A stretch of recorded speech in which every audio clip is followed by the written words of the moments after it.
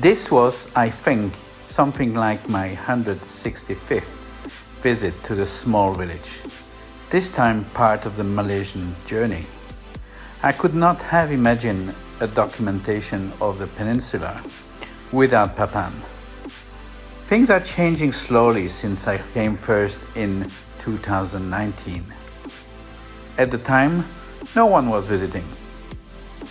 Is it possible that all my photographs, video, guided tour, articles, talks, and ultimately my book sold locally in the UK, Belgium, France, Singapore, Hong Kong, and Thailand, from the royal palace to village houses, were the sparkle putting the former tin village somewhere in the country map?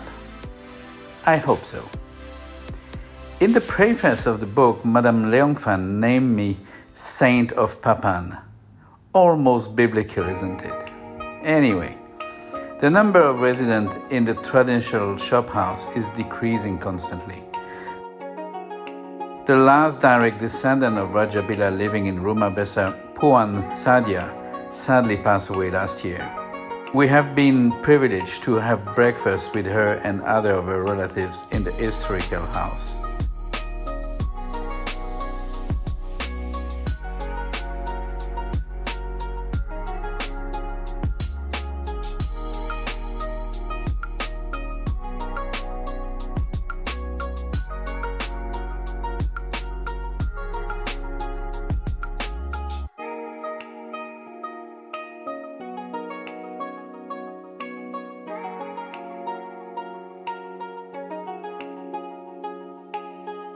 The friendliest, smiliest, and former village elderly, Madame Ha Choi, my number one photography model on location, also left this world recently.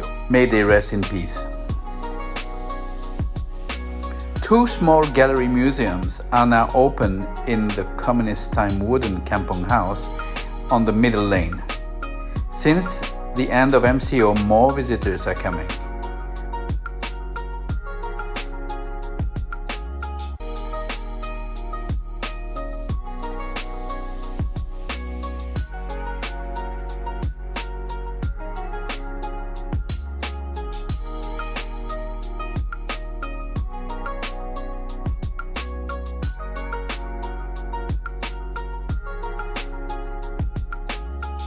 Bushes around the main street are now cleared and trees cut off.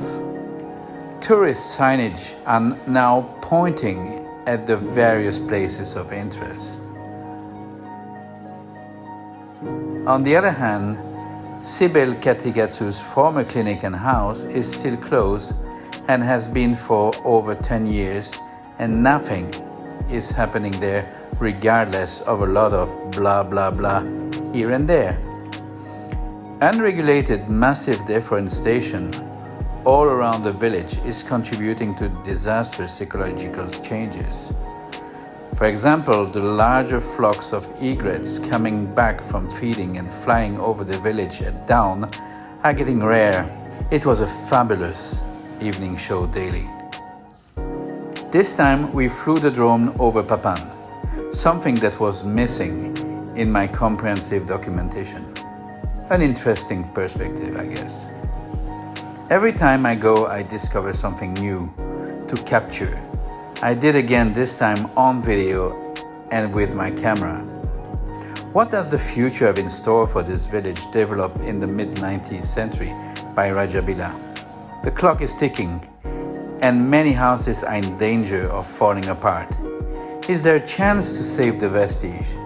Only time will tell.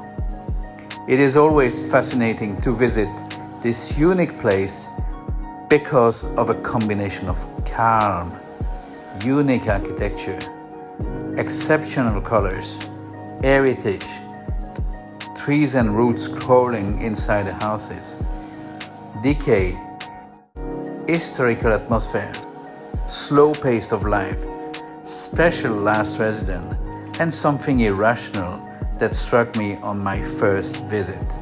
Once again, I have enjoyed fully my time in Papan.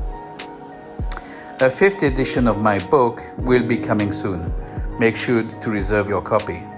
In our next video, Madame Leong Fan, the dynamic chief of village, and Mr. Chang are talking to us about their latest views. Do not miss it. Thank you for watching. Till next time.